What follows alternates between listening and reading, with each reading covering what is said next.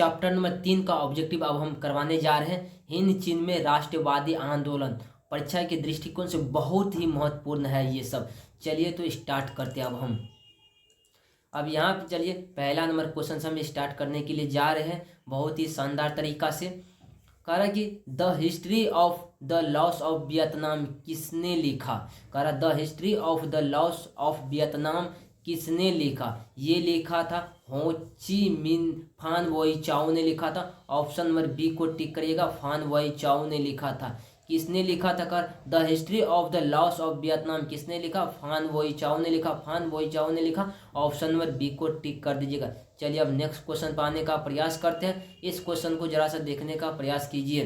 कहता है कि मार्च 1946 में करा मार्च 1946 में फ्रांस एवं वियतनाम के बीच होने वाला समझौता किस नाम से जाना जाता है। करा मार्च 1946 ईस्वी में फ्रांस एवं वियतनाम के बीच होने वाला समझौता किस नाम से जाना जाता है। ये जाना जाता है, इनमें से कोई नहीं, देखिए इनमें दिया नहीं गया, इसीलिए ऑप्शन नंबर डी को टिक करिएगा। बहुत ही शानदार क्वेश्चन है, आप देखने का प्रयास करिएगा। नेक्स्ट नंबर का क्वेश्चन यहाँ पे देखिए, कहता है कि हिंद चीन में कोलोन किन्हें कहा जाता है। 2021 में ये क्वेश्चन पूछा गया, हिंद चीन में कोलोन किसे कहा जाता है। फ्रांसीसी नागरिकों को कोलोन कहा जाता है। ऑप्शन नंबर सी को टिक करिएगा, फ्रांसीसी नागरिकों को कोलोन कहा जाता है, कोलोन कहा जाता है।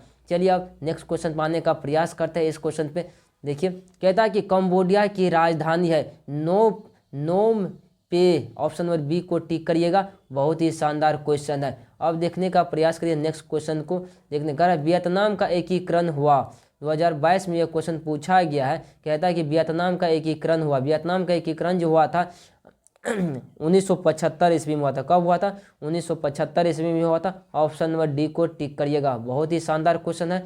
चलिए अब नेक्स्ट क्वेश्चन पे चलते हैं। सिंगापुर कब आज़ाद हुआ। अब यहाँ पे देखिए 2022 में यह क्वेश्चन पूछा गया है, सिंगापुर कब आज़ाद हुआ था। सिंगापुर 1965 ईस्वी में आज़ाद हुआ था। सिंगापुर कब आज़ाद हुआ था, 1965 ईस्वी में आज़ाद हुआ था। अब यहाँ पे देखिए बहुत ही शानदार क्वेश्चन है, कहता है कि हिंद चीन भारत पहुंचने वाले प्रथम व्यापारी कौन थे, कौन थे। देखिए कितना वीवीआई कितना ईस्वी में पूछा गया, 16, 18, 20, 22 में पूछा गया। पुर्तगाल था। ऑप्शन नंबर सी को टिक करिएगा, कौन था, पुर्तगाल था। बहुत ही शानदार क्वेश्चन, अब यहाँ पे देखने का प्रयास करिए।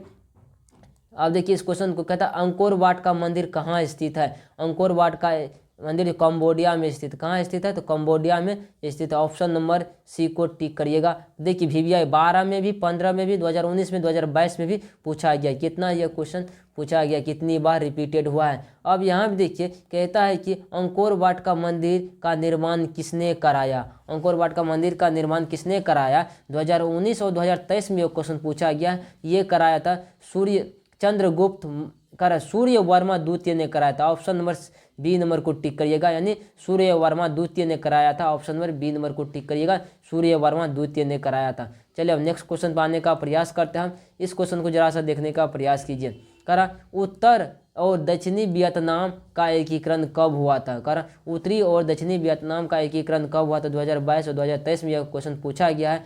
ये जो हुआ था 1975 ईस्वी में हुआ था। ऑप्शन नंबर सी नंबर को टिक करिएगा, कितना ईस्वी में, 1975 ईस्वी में। बहुत ही शानदार क्वेश्चन ये था। अब चलिए नेक्स्ट क्वेश्चन पे आने का प्रयास करते हैं। इस क्वेश्चन को जरा सा देखिए, कहता है बाओदाई की सरकार कहाँ थी, 2023 में यह क्वेश्चन पूछा गया है। बाओदाई की सरकार जो था यानी दक्षिणी वियतनाम में था। ऑप्शन नंबर बी को टिक करिएगा, कहाँ था, दक्षिणी वियतनाम में। चलिए नेक्स्ट क्वेश्चन पाने का प्रयास करते हैं। इस क्वेश्चन को जरा सा देखिए, कहता है कि निम्न में से क्या पोस्टडम की घोषणा का उद्देश्य था।